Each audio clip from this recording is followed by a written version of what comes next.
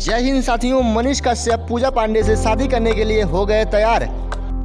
आए दिनों social media पर बहुत तेजी से वायरल हो रही है पूजा पांडे।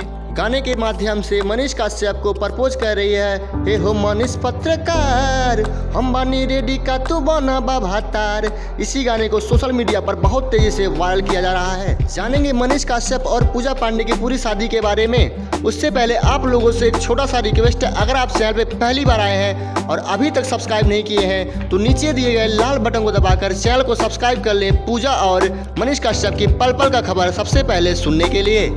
मीडिया से बातचीत करते हुए पूजा से जब पूछा गया कि आप मनीष कश्यप से शादी क्यों करना चाहती हैं, तो पूजा ने दिया बड़ा जवाब, जिसको सुनकर आप भी हो जाएंगे हैरान। पूजा पांडे ने कहा कि मनीष कश्यप से मैं शादी इसलिए करना चाहती हूँ, जो इंसान देश के लिए अच्छा सोच रहा है, पूरे देश के लिए लड़ रहा है, देश के विकास के लिए लड़ रहा है, वो अपने परिवार के लिए कितना लड़ेगा। इसलिए मैं मनीष कश्यप से प्यार करने लगी और मनीष कश्यप को चाहती हूँ, मनीष कश्यप से ही शादी करना चाहती हूँ, वरना मैं किसी से नहीं करूँगी।